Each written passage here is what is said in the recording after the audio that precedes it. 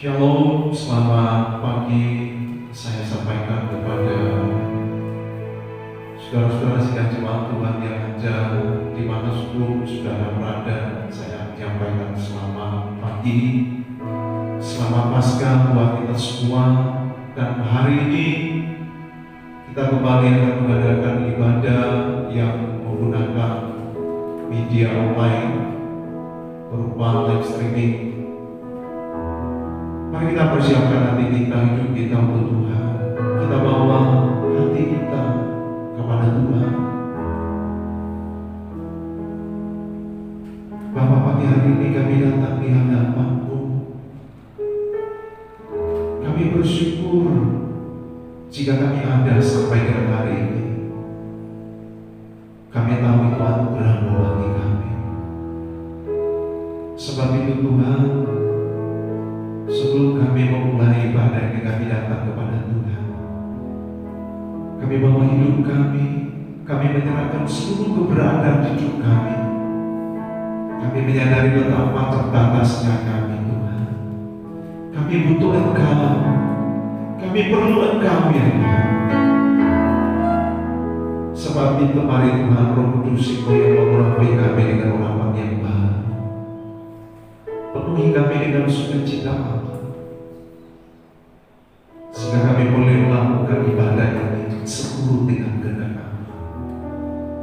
Kami menyerahkan dari awal pertengahan sampai selesainya.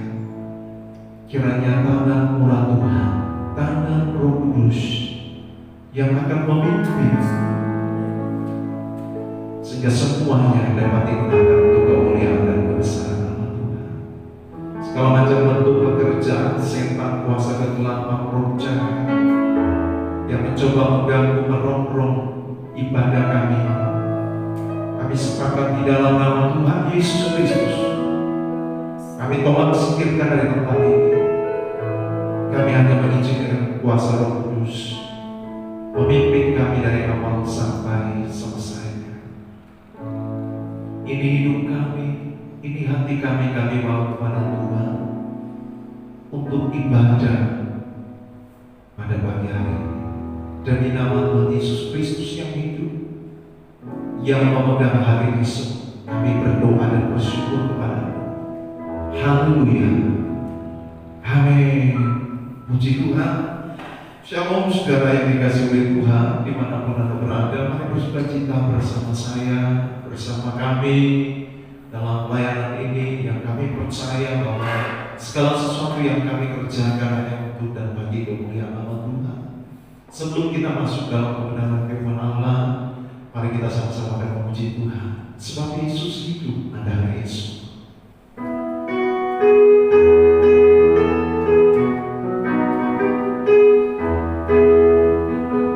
Sebab Yesus hidup, ada hari esok. Sebab Yesus hidup, Tuhan gentar dan lautan, Dia pegang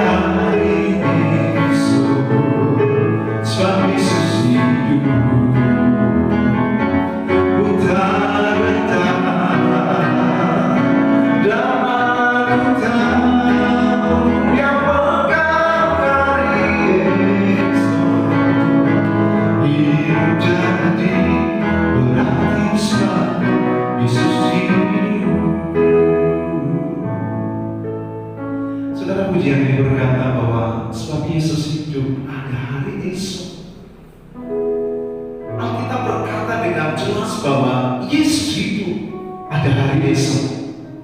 Biar hari ini, saudara yang mulai mengalami kelemahan dalam hidup ini, saudara mungkin yang mengalami putus asa, kecewa, dengarkan baik. Pujian ini berkata, sebab Yesus hidup, ada hari esok. Sebelum kita akan mendengarkan kebenaran firman Allah, mari kita rendahkan diri di hadapan Tuhan. Perlahan kita mau berkata, sebab Yesus hidup,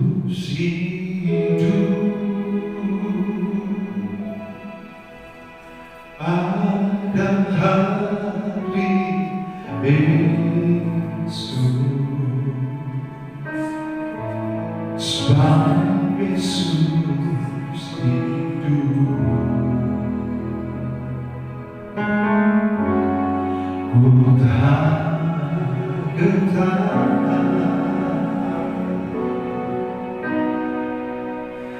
dan aku tahu Dia bukan hari esok. Hidup jadi berarti sebab Yesus hidup.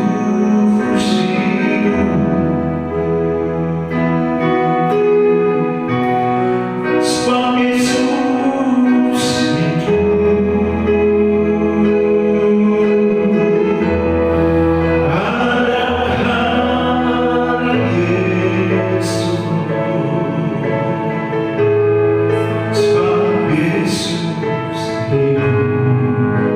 Sebab Yesus hidup,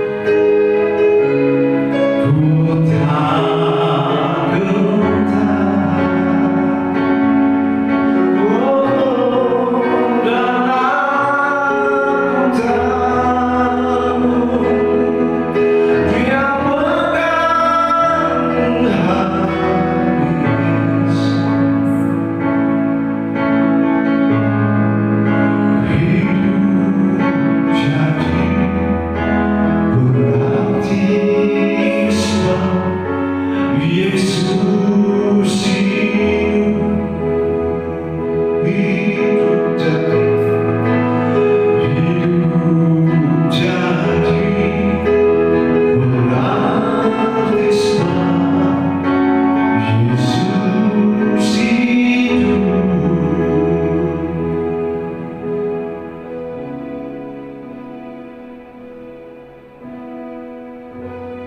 Bapak kami semua mengimani, mengamini, sebab Yesus hidup pada hari esok. Dan hari ini adalah hari kebangkitan Kristus dari kematian. Kami percaya sebagaimana firman Tuhan berkata,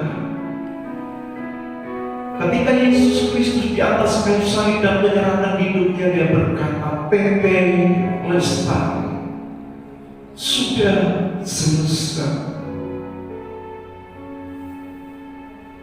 Maka dengan iman kami berkata, segala persoalan dan pergumulan hidup kami sudah selesai, karena ditanggung oleh Kristus di atas kayu salib. Terima kasih buat pengorbananmu ya Tuhan. Terima kasih buat karya terbesarmu yang Kau kerjakan 2000 tahun yang lalu bagi kami. Dan hari ini kami bersyukur kami boleh menikmati kehadiran Tuhan dalam ibadah kami, ibadah Paskah, ibadah kebangkitan Kristus dari antara orang mati. Maka kami percaya pujian ini mendorong kami semakin berkaitan dengan Tuhan. Sebab Yesus itu ada hari esok. Terima kasih Bapa di surga, terima kasih Tuhan Yesus Kristus. Dalam kesempatan ini kami hendak mendengarkan kebenaran firman Allah. Mari Tuhan Roh Kudus menolong kami, membawa kami masuk dalam hadirat-Mu, untuk kami boleh menerima setiap firman Allah yang disampaikan. sehingga firman-Mu akan mengubah hidup kami. Firman-Mu akan meneduhkan kami di tengah-tengah situasi yang hari-hari ini kami rasakan begitu mencekam. Tapi kami percaya sebab Yesus hidup pada hari esok buat kami. Kami menyerahkan pemberitaan firman Allah dari awal sampai selesainya. Mari Tuhan Roh Kudus yang akan memimpin kami, Tuhan Roh Kudus yang akan menuntun kami, membuat kami mengerti dan lebih dari itu kami menjadi pelaku-pelaku firman Allah. Urapan baru ada dalam kehidupan hamba, sehingga kami boleh menyampaikan firman Allah bukan menurut kehendak hamba, tetapi menurut kehendak Tuhan. Terpujilah nama-Mu Bapa di surga. Dengan pengucapan syukur kami menyambut kebenaran firman Tuhan pagi hari ini demi nama Tuhan Yesus Kristus. Haleluya. Amin. Puji Tuhan. Shalom. Selamat pagi saya sampaikan. Selamat Paskah buat kita semua. Pagi hari ini kita boleh bersama-sama menikmati ibadah meskipun saudara-saudara jemaat Tuhan mengikuti di rumah. Tapi doa dan harapan saya, saudara dan saya semua diberkati oleh Tuhan. Pagi hari ini saya akan membawakan kebenaran firman Allah buat saudara dan saya berkenaan dengan hari Paskah, hari kebangkitan Kristus. Maka saya akan menyampaikan sebuah topik firman Tuhan yang berjudul kematian dan kebangkitan adalah fondasi iman Kristen. Saudara-saudara, kita bicara tentang iman Kristen. Iman Kristen itu sangat berbeda dengan pada umumnya yang diajarkan. Ada banyak orang mengajar tentang iman, tetapi kalau saya bisa katakan bahwa iman Kristen itu sangat berbeda. Kenapa berbeda? Alkitab mencatat bahwa iman Kristen itu tidak dibangun atas kesepakatan satu pihak dengan satu pihak atau dengan pihak yang lain. Iman Kristen itu tidak dibangun atas sebuah ketidakpastian, tetapi iman Kristen itu dibangun atas dasar Alkitabiah dan fakta-fakta sejarah yang patut. Itu sebabnya saudara-saudara sidang jemaat Tuhan yang saya kasihi, mari sama-sama kita akan melandasi penyampaian firman Tuhan yang akan sampaikan pagi hari ini yang terambil dari kitab 1 Korintus 15. Kita akan membaca mulai dari ayat yang ke-12. 1 Korintus 15 ayat yang ke-12 sampai dengan ayat yang ke-20. Firman Tuhan, jadi bila mana kami beritakan bahwa Kristus dibangkitkan dari antara orang mati, bagaimana mungkin ada di antara kamu yang mengatakan bahwa tidak ada kebangkitan orang mati? Ayat 13. Kalau tidak ada kebangkitan orang mati, maka Kristus juga tidak dibangkitkan. Ayat 14. Tetapi andai kata Kristus tidak dibangkitkan, maka sia-sialah pemberitaan kami dan sia-sialah juga kepercayaan kamu. Ayat yang ke-15. Lebih daripada itu kami ternyata berdusta terhadap Allah, karena tentang Dia kami katakan bahwa Ia telah membangkitkan Kristus, padahal Ia tidak membangkitkannya. Kalau andai kata benar bahwa orang mati tidak dibangkitkan, sebab jika benar orang mati tidak dibangkitkan, maka Kristus juga tidak dibangkitkan. Ayat yang ke-17. Dan jika Kristus tidak dibangkitkan, maka sia-sialah kepercayaan kamu dan kamu masih hidup dalam dosamu. Ayat 18, demikianlah binasa juga orang-orang yang mati di dalam Kristus. 19, jikalau kita hanya dalam hidup ini saja menaruh pengharapan kepada Kristus, maka kita adalah orang-orang yang paling malang dari segala manusia. Ayat yang ke-20, tetapi yang benar ialah bahwa Kristus telah dibangkitkan dari antara orang mati sebagai yang sulung dari orang-orang yang telah meninggal. Dari firman Allah yang sudah kita baca bersama tadi, sebagaimana yang saya katakan di atas bahwa saya akan bicara dalam momen Paskah atau momen kebangkitan Kristus. Pagi ini saya akan menyampaikan tentang kematian dan kebangkitan adalah fondasi iman Kristen. Saudara, kalau kita bicara tentang fondasi adalah sesuatu yang sangat penting dalam sebuah bangunan. Kuat tidaknya sebuah bangunan itu tergantung pada fondasi, saudara. Semegah apapun sebuah rumah dilengkapi dengan berbagai macam aksesori, jika rumah itu tidak memiliki fondasi yang kokoh, maka dapat saya pastikan lambat atau cepat rumah itu akan roboh. Sebagaimana kebenaran firman Allah memberikan sebuah gambaran di dalam Matius pasal yang ke-7 ayat 24 sampai dengan ayat yang ke-27,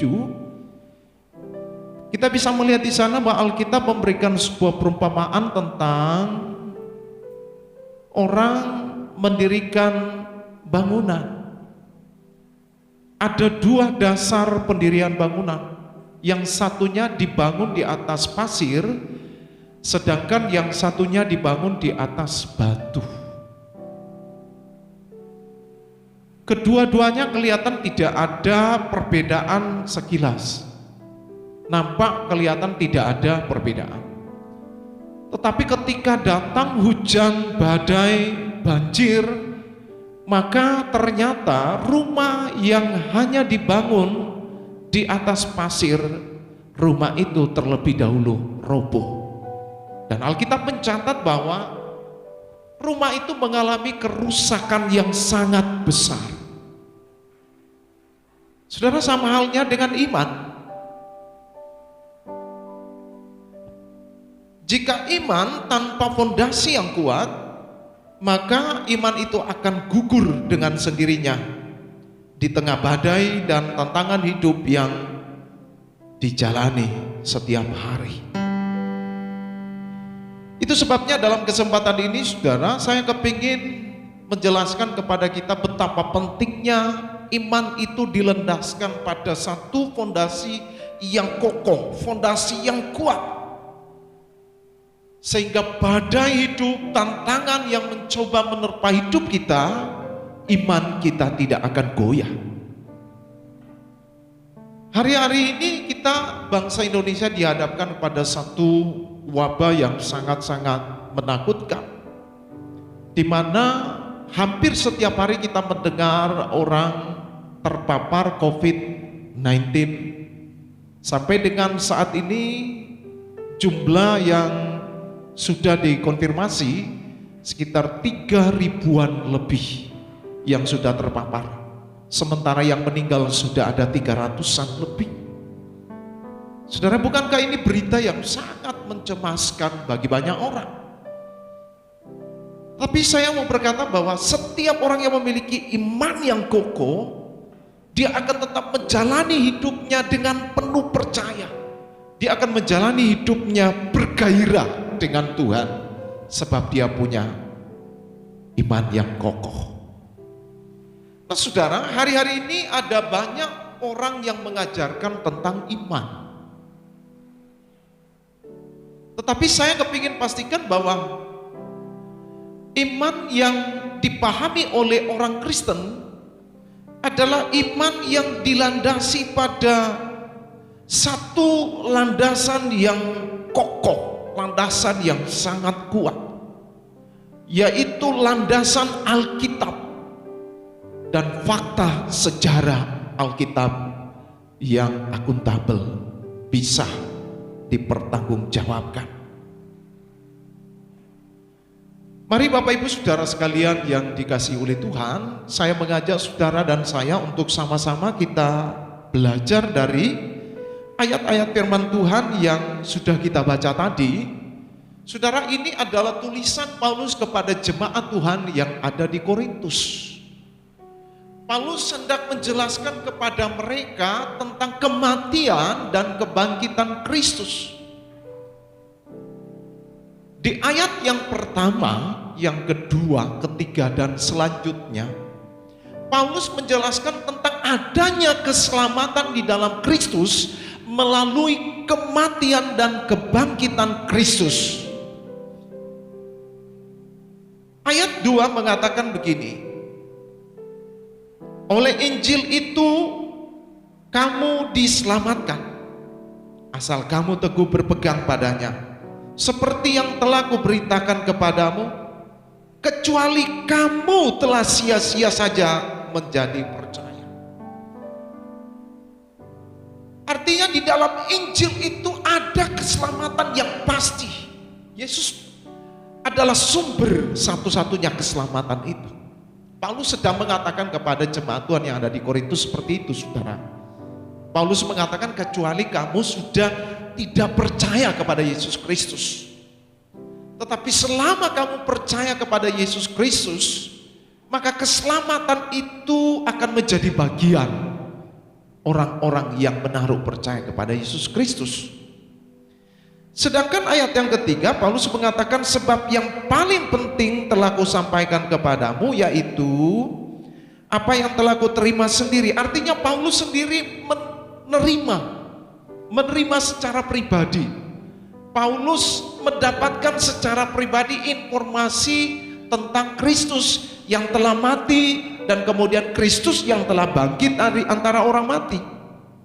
Paulus mengatakan ialah bahwa Kristus telah mati karena dosa-dosa kita, sesuai dengan kitab suci, bahwa ia telah dikuburkan dan bahwa ia telah dibangkitkan pada hari yang ketiga sesuai dengan kitab suci.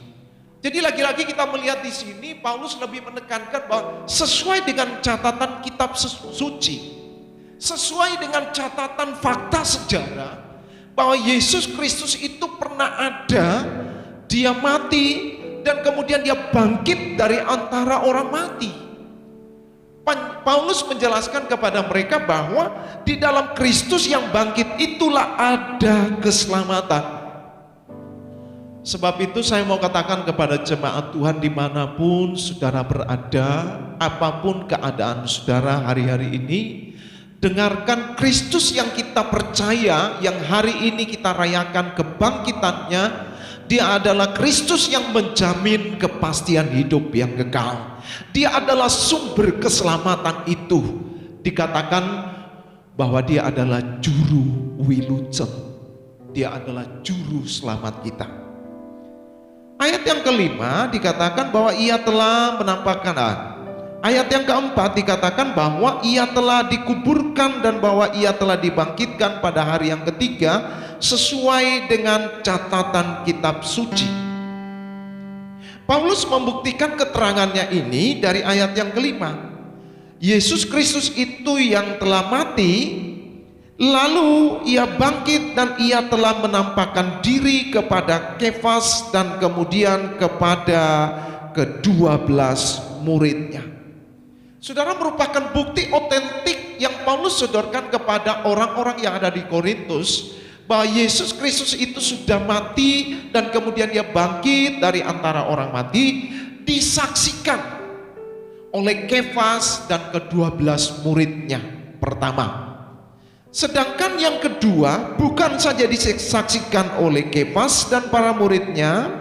Ayat yang ke-6 dikatakan, sesudah itu ia menampakkan diri kepada lebih dari 500 saudara sekaligus. Ada 500 saudara yang menyaksikan tentang Yesus yang sudah mati kemudian bangkit dari antara orang mati. Lalu Paulus meneruskan kalimatnya, dikatakan kebanyakan dari mereka masih hidup sampai sekarang, tetapi beberapa di antaranya telah meninggal. Jadi apa yang disampaikan Paulus ini bukan saja imajinasi, tetapi fakta aktual. Yesus yang telah mati itu dia bangkit, dan kemudian kubur kosong, lalu dia menampakkan diri kepada Kefas dan kepada ke-12 murid, tetapi kemudian dia menampakkan diri kepada 500 saudara. Dan untuk membenarkan hal itu, Paulus mengatakan di antaranya masih hidup. Saudara, ini betul-betul fakta sejarah yang tidak bisa dipungkiri oleh setiap orang percaya. Maka saya mau katakan bahwa landasan iman yang ditaruh oleh orang Kristen adalah landasan iman yang bisa dipertanggungjawabkan. Lanjut, ayat yang ke-7. Selanjutnya ia menampakkan diri kepada Yakobus, kemudian kepada semua rasul.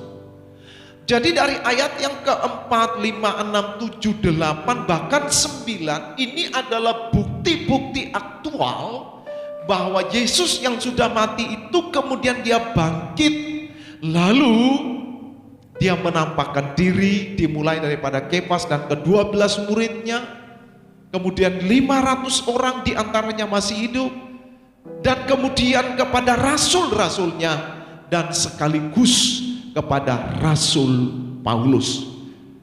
Paulus sendiri menyaksikan Yesus Kristus yang sudah mati itu telah bangkit dari antara orang mati. Jemaat Tuhan yang saya kasihi, di tengah-tengah situasi yang seperti ini, biar melalui kebenaran firman Tuhan, catatan Alkitab kita ini, kita kembali diingatkan bahwa Yesus Kristus yang saudara dan saya percaya adalah Yesus Kristus yang bukan saja mati, tetapi dia telah bangkit dari kematian. Ini menunjukkan kepada saudara dan saya, sebab Yesus Kristus itu hidup, maka ada hari esok buat saudara dan buat saya. Yesus Kristus itu bangkit dari antara orang mati, bukan saja ada hari esok, tetapi ada kepastian. Kepastian apa?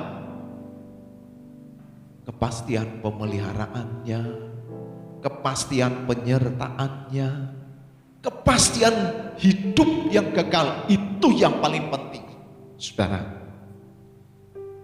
Maka Rasul Paulus dalam teks ini kita melihat begitu kuat dia memberikan argumentasinya ketika kita sampai kepada pasal yang ke-15 ayat yang ke-12. Ketika orang-orang di Korintus seolah-olah tanda kutip tidak mau percaya tentang adanya kebangkitan sesudah kematian, maka Paulus berkata di dalam ayat yang ke-12, mari kita akan belajar bersama-sama ayat yang ke-12. Jadi bila mana kami beritakan bahwa Kristus dibangkitkan dari antara orang mati, bagaimana mungkin ada di antara kamu yang mengatakan bahwa tidak ada kebangkitan orang mati? Kalau tidak ada kebangkitan orang mati, maka Kristus juga tidak dibangkitkan. Saudara, adalah sebuah hal yang sangat logis ketika tidak ada kebangkitan kata Paulus, maka Yesus Kristus juga tidak mungkin bangkit dari antara orang mati. Saya sepakat dengan hal ini bahwa Paulus mencoba menjelaskan kepada mereka, memberikan keterangan yang pasti bahwa Kristus itu bukan saja mati, tetapi dia bangkit dari antara orang mati. Lalu selanjutnya ayat yang ke-14, tetapi andai kata Kristus tidak dibangkitkan, maka sia-sialah pemberitaan kami, kata Paulus.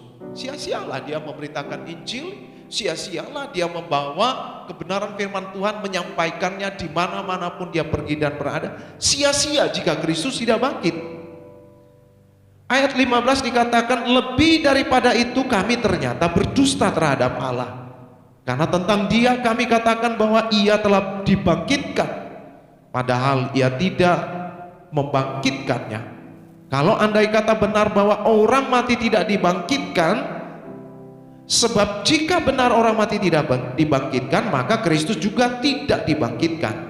Dan jika Kristus tidak dibangkitkan, maka sia-sialah kepercayaan kamu, dan kamu masih hidup dalam dosamu. Demikianlah binasa juga orang-orang yang mati di dalam Kristus. Jikalau kita hanya dalam hidup ini saja menaruh pengharapan pada Kristus, maka kita adalah orang-orang yang paling malang dari segala manusia.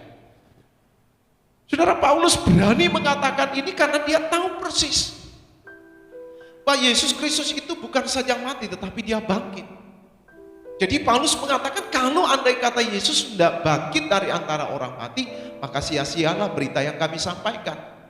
Yang kedua, maka kami dianggap pendusta, kata Paulus. Yang ketiga, dikatakan maka malanglah setiap orang yang percaya pada Yesus Kristus kalau Kristus tidak bangkit dari antara orang mati. Tetapi kabar gembira buat saudara dan saya, ketika kita mencoba membaca ayat yang ke-20. Mari sama-sama kita membaca ayat yang ke-20. Tetapi yang benar ialah bahwa Kristus telah dibangkitkan dari antara orang mati sebagai yang sulung dari orang-orang yang telah meninggal. Ini adalah kabar gembira buat kita, buat setiap orang yang menaruh harap, buat setiap orang yang percaya kepada Yesus Kristus. Ini adalah kabar yang luar biasa, kabar yang spektakuler.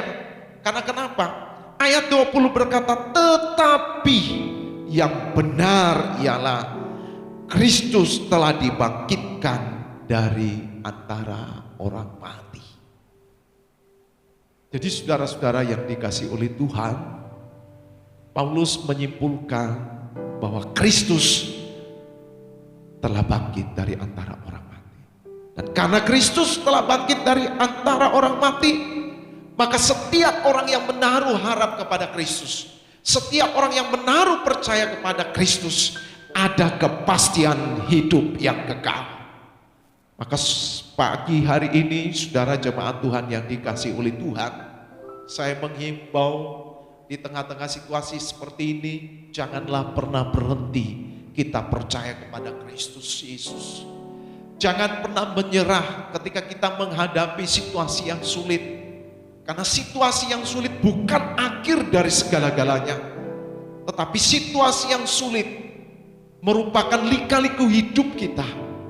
Pertama, situasi yang sulit akan membawa saudara dan saya lebih bergantung kepada Tuhan yang berdaulat atas hidup ini. Situasi yang sulit akan membawa saudara dan saya sebagai orang percaya, sebagai jemaat Tuhan, bertumbuh ke arah Kristus. Situasi yang sulit akan membawa saudara dan saya semakin kokoh di dalam Kristus. Sebab iman yang kita percaya, iman yang kita punya di dalam kekristenan adalah iman yang dibuktikan oleh fakta-fakta sejarah yang real. Biarlah melalui kesempatan ini, saudara jemaat Tuhan yang dikasihi oleh Tuhan, kita mau terus mengasihi Tuhan, menaruh harap hanya kepada Tuhan. Kita mau tetap percaya, kita mau tetap kuat. Badai boleh ada, persoalan boleh ada dalam hidup kita. Kita mau berkata kepada Tuhan, Tuhan, biarlah hikmat-Mu menyertai kami, menolong kami untuk menghadapi segala situasi. Biarlah kekuatan-Mu menopang kami menghadapi segala situasi, sehingga sampai Tuhan datang kali yang kedua, sekalipun kami harus berhadapan dengan lembah kekelaman, tetapi Yesus Kristus yang telah bangkit dari antara orang mati, Dia jaminan hidup buat kita semua. Tuhan memberkati. Selamat Paskah damai sejahtera dan sukacita Paskah terus mewarnai hidup saudara dan saya. Amin. Firman Tuhan. Mari kita rendahkan diri kita di hadapan Tuhan. Kita akan datang, kita akan naikkan satu pujian. Sebab Yesus hidup, ada hari esok. Sebab Yesus hidup, ku tak gentar, dan aku tahu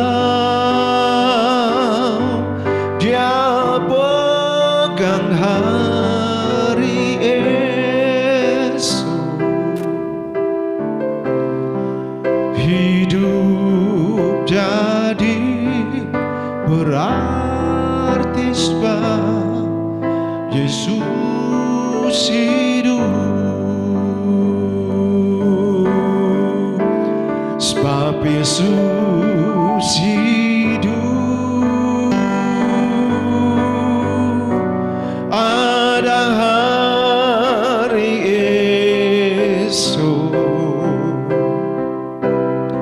Sebab Yesus hidup, ku tak gentar, dan aku tahu Dia pegang hari esok. Hidup jadi berarti sebab Yesus hidup.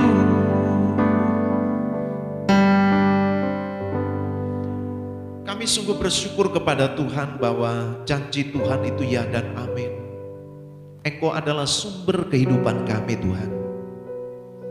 Oleh kebangkitan-Mu dari antara orang mati, membuat kami semakin diteguhkan, membuat kami semakin bergairah dengan Engkau Tuhan. Sebab ada kepastian, ada kehidupan yang kekal yang Engkau telah sediakan bagi setiap orang yang percaya kepada Yesus Kristus. Yesus bukan saja mati, tetapi Yesus Kristus mati dan bangkit dari antara orang mati. Dia telah kalahkan maut. Dia memberikan kami kemenangan. Bahkan Alkitab mencatat lebih dari pemenang. Biarlah hari ini Tuhan, melalui Paskah, kami diingatkan bahwa 2000 tahun yang lalu Yesus Kristus sudah mengerjakan kemenangan buat kami. Dan hari ini kami mau menang atas segala persoalan kami. Persoalan boleh ada, kesulitan boleh ada, tantangan boleh ada, tetapi kami mau percaya bahwa kami ada kemenangan bersama Yesus. Terima kasih Bapa di surga, kami percaya firman-Mu ya dan amin. Materaikan dalam kehidupan setiap kami, dan mampukan kami untuk menjadi pelaku-pelaku firman Tuhan kini dan selamanya. Tuhan sertai seluruh sidang jemaat Tuhan dengan berbagai macam persoalan dan pergumulan hidup mereka. Berkati kesehatan mereka, berkati pekerjaan mereka, berkati anak-anak mereka. Apapun yang mereka buat, mereka kerjakan dengan kedua belah tangan mereka. Tuhan membuatnya berhasil. Kami semua menikmati pemeliharaan Tuhan dari hari ke hari sampai Tuhan datang kali yang kedua. Terima kasih Bapa di surga. Kami bersyukur buat firman-Mu. Kami bersyukur buat campur tangan Tuhan dalam ibadah kami pada pagi hari ini. Setiap kami yang sudah terlibat di dalamnya, Tuhan terus memakai hidup kami untuk menjadi instrumen yang berharga bagi kemuliaan nama Tuhan.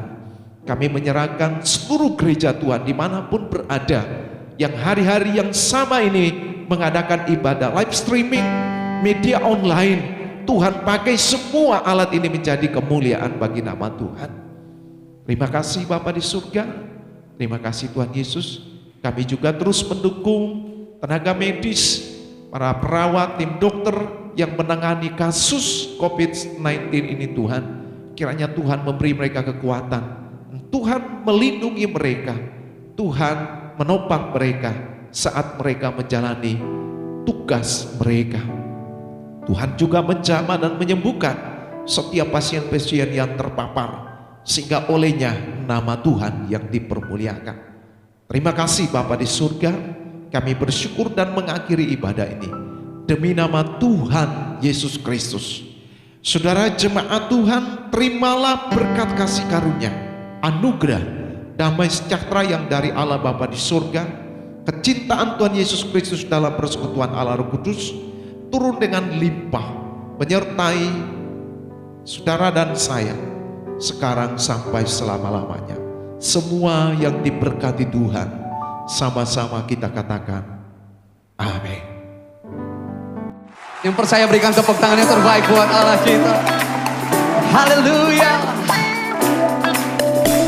Kami bersuka cita di dalam Tuhan.